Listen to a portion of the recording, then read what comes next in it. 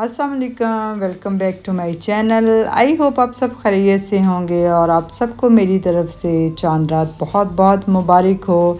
तो यहाँ तकरीबन दोपहर के 4 बजे का टाइम हो चुका था और यहाँ मैं और मेरी हेल्पर मिलकर हम सब घर की बेडशीट वगैरह चेंज कर रहे थे। सफाई तो ऑलरेडी हम लोगों ने थोड़े दिन पहले ही कर ली थी और यहाँ हम मिलकर जस्ट बेडशीट वगैरह चेंज कर रहे थे। और यहाँ मैं आप लोगों को ये बताना चाहूँगी कि और ये बेडशीट मैंने इंस्टाग्राम के एक पेज से ऑर्डर की थी जिसका नाम इंडिगो है।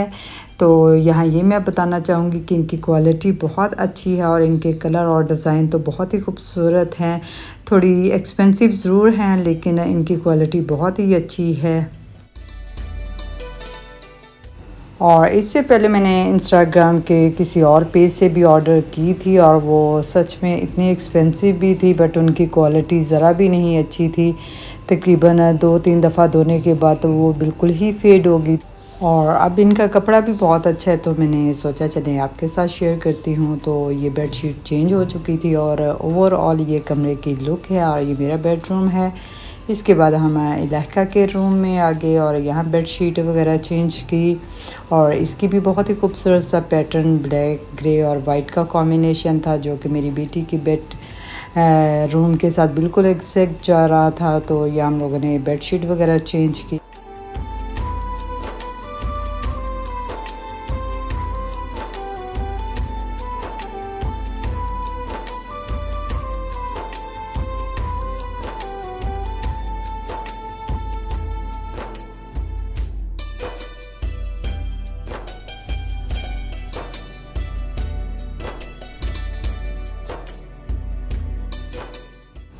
और ये ओवरऑल कमरे की लुक है बेडशीट के साथ। और बताइएगा कि आप लोगों को ये कैसी लगी।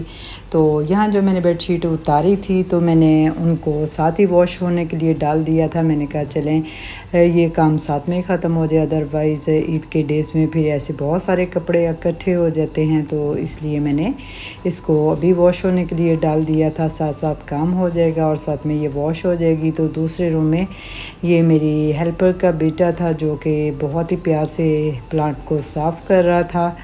तो हर दफ़ा यही इसको साफ़ करता है और बहुत ही डिटेल से करता है। और यहाँ ड्राइंग रूम की भी सफाई हो चुकी थी और तकरीबन सारा घर ही साफ़ हो चुका था। और सफाई तो मैंने पहले दिन कुछ दिन पहले कर ली थी लेकिन अब ये था कि ज़ाहिर है कि रेगुलर सफाई हो रही थी।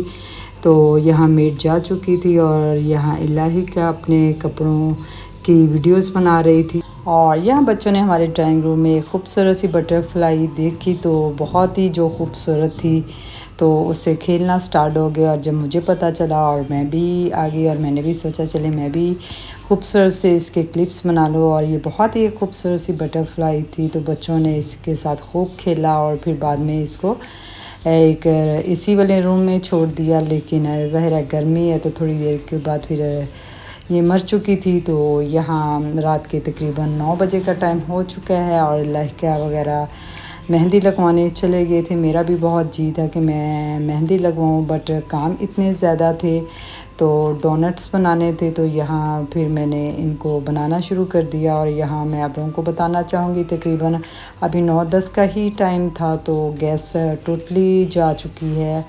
तो ये रोज़ की रूटीन होती है, जैसे ही 9 बजते हैं तो गैस चली जाती है। तो आज मैं हैरान थी कि शायद आज नहीं जाएगी क्योंकि ईद के डेज़ हैं बट मैं इतनी हैरान थी कि गैस फिर भी जा चुकी थी। और फिर मैंने सिलेंडर पर ही काम किया। और आज ये भी बताना चाहूँगी कि आज दूध वाला भी मेरा दूध नहीं देकर गया था क्योंकि मैं तो सवैयाँ रात को ही बना लेती हूँ, फिर थोड़ा मेरे लिए इजी हो जाता है। लेकिन वो भूल गया था शायद तो इसलिए फिर मैंने कहा चलें आज डोनट्स का ही काम कर लेती हूँ। सवैयाँ तो अब सुबह ही बनाऊँगी।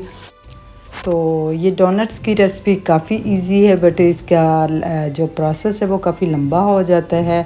तो इसको पहले मैंने ये बनाकर फ्राई करके तैयार करके रख लिया था। और यहाँ लहका भी आ चुकी थी अपनी मेहंदी लगवा कर और यहाँ दिखा रही थी क्योंकि बता रही थी कि सैलून में भी काफ़ी ज़्यादा रश था।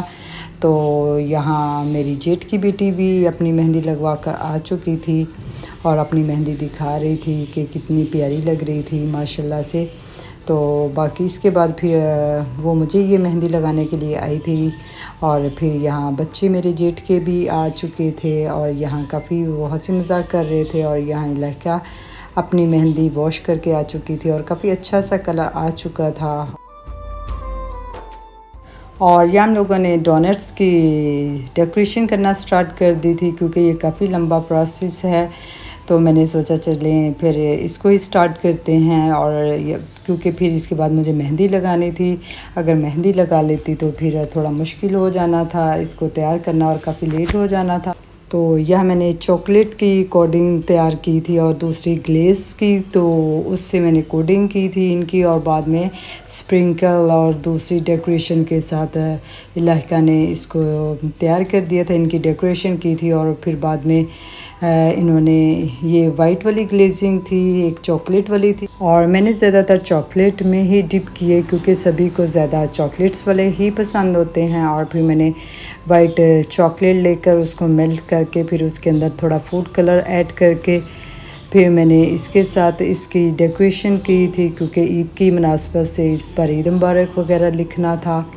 तो उसके साथ उसकी डेकोरेशन की। तो इसके काफ़ी लंबा प्रोसेस हो गया था, बट सब एंजॉय कर रहे थे। यहाँ मेरी जेठ की बेटी भी आ चुकी थी और यहाँ सब ने मिलकर अपने हिसाब से डोनट्स तैयार किए। तो यहाँ इलाका ने अपनी डेकोरेशन के लिए ईद के लिए ये डोनट बना रही थी और इसको ईद मुबारक वगैरह लिख रही थी। तो काफ़ी थोड़ा लिक्विडी सा था, तो थोड़ा मुश्किल हो रहा था, बट उसने फिर लिख ही लिया। तो लास्ट ईद पर मैंने वाइट वाली ही चॉकलेट रखी थी और ब्राउन नीचे इसकी बेस थी और उस पर वाइट लिखा हुआ ईद मुबारक। बहुत अच्छा लग रहा था। लेकिन इस दफ़ा लाइका कह रही थी कि नहीं मामा थोड़ा कलर चेंज करते हैं, तो इस दफ़ा मैंने ब्लू कलर ऐड कर लिया था। तो इस दफ़ा आप बताइएगा कि ये कैसे डोनट्स लग रहे हैं, बट मुझे लास्ट ईयर वाले ज़्यादा अच्छे लग रहे थे।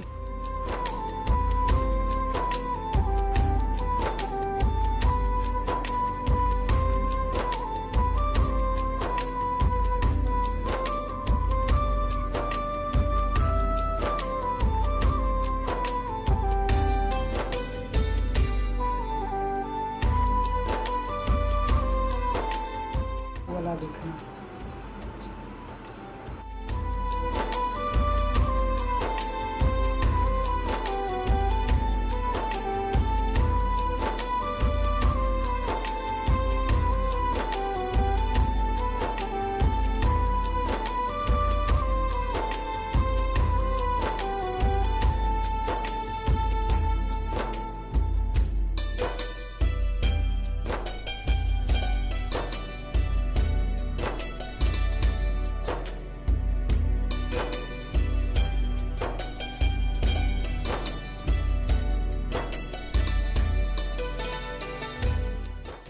और बाकी यहाँ सभी डोनट्स तैयार हो चुके थे और बहुत खूबसूरत लग रहे थे। और आप लोग भी कमेंट करके बताइएगा कि आप लोगों को कैसे लगे। बाकी काम तो ज़्यादा नहीं था, बट इसका मेस बहुत ज़्यादा होता है, तो इसलिए मैंने कहा था कि मैं तो बस जो करना था कर लिया। अब आप सारा क्लीन अप लाइका को बोला आप ख़ुद करोगी। तो यहाँ उसने फिर जो जो स्प्रिंकल एक्स्ट्रा पड़े थे कह रही थी कि ये ज़ाया हो जाएंगे, चले मैं इनके ऊपर डाल देती हूँ। तो फिर सारा क्लीन अप लाइका ने किया था। मैं तो फिर बस रूम में चली गई थी मेहंदी लगवाने के लिए।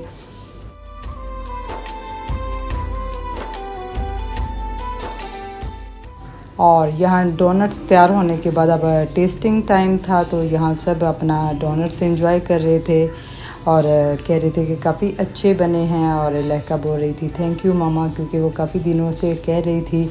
और लास्ट ईद पे भी उसने ट्राई ख़ुद से की थी बनाने के लिए, लेकिन उससे बने नहीं थे। फिर इस दफ़ा कहने लगी मामा प्लीज़ मुझे बना दीजिएगा, डेकोरेशन मैं ख़ुद ही कर लूँगी।